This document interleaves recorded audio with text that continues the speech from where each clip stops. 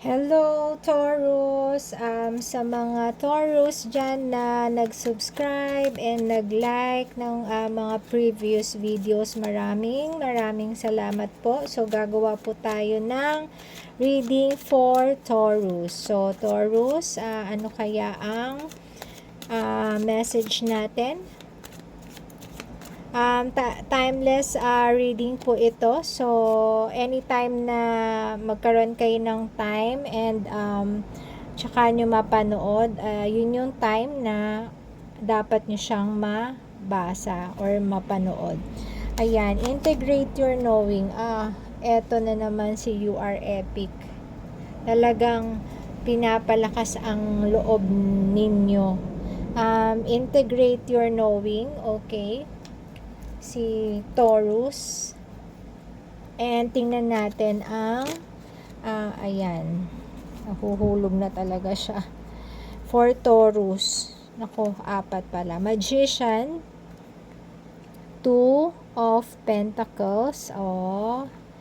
Okay, Taurus, 2 of Pentacles. May 7 of Swords and 8 of Pentacles. May 8 of Pentacles ka.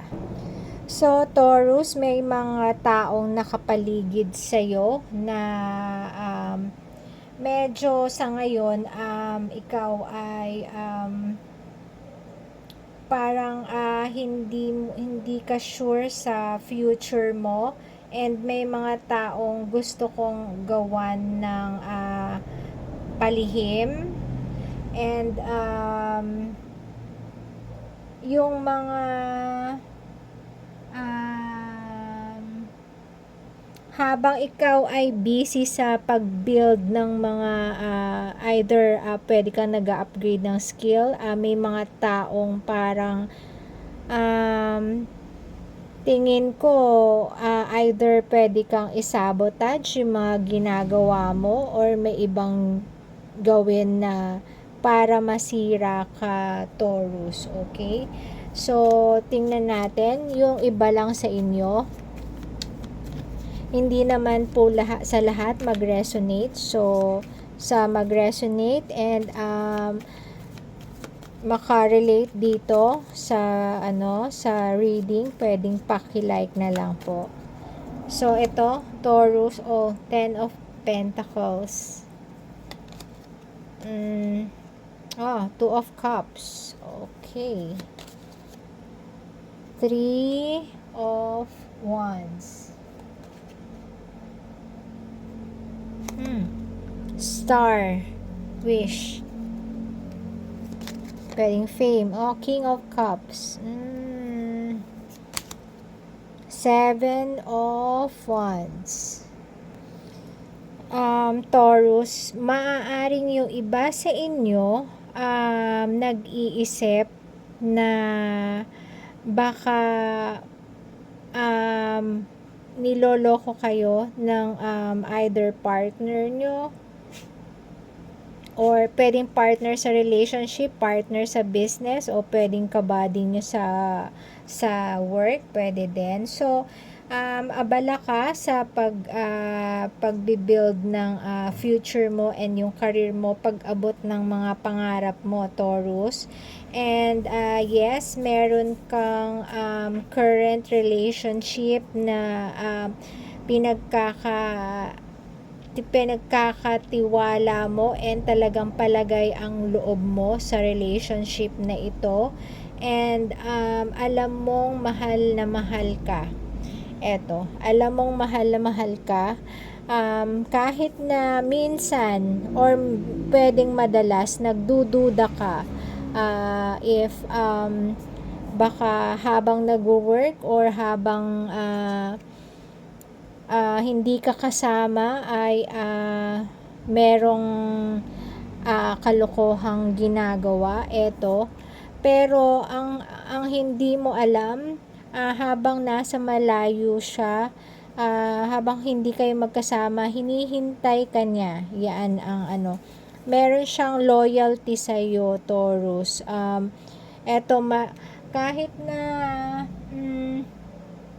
na hindi kayo magkasama, alam niyang iwasan yung mga makakasira sa relasyon ninyo, kasi pangarap niya na makabuo kayo ng magandang future together. Kasi para sa kanya, eto, ikaw yung center of life niya. Eto, ayan, ikaw ang kanyang soulmate. Ayan. So, kaya Taurus, hingi tayo ng final message. Eto, wag daw, wag magpadala sa mga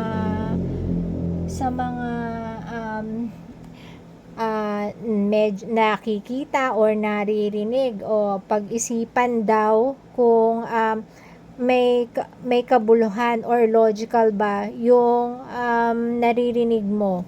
Ayun. So, eto, for final closing etong reading, Taurus. Three of Cups. Two of Wands. Nine of Swords. So, Taurus, meron dito na kino-comfort ka niya ng partner mo or kung sino yung iniisip mo, pero ikaw ang naglalagay sa isip mo netong medyo may pagka-negative, kaya ikaw ay nagiging heartbroken kasi palagi kanyang kino-comfort sa lahat ng instances na siguro pwede kang nagseselos. Ikaw ang lagi niyang iniintay at kaya niyang ilayo ang sarili niya dahil ikaw ang kanyang mahal.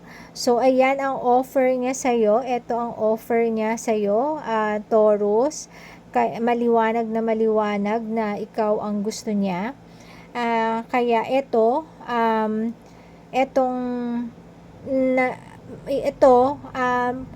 tingin ko dati broken hearted ka, pero siya ang nagbigay sa'yo, siya ang sumalo sa'yo ng kinomfort ka niya. Ayan. And then, pero ikaw pa rin ang nag-iisip ka pa rin ng negative tungkol sa kanya. So, hayon, eto, mahal na mahal ka niya, and parang isipin mo, ayan, integrate your knowing, pagdugtong-dugtongin mo yung iyong mga yung inyong pinagdaanan from this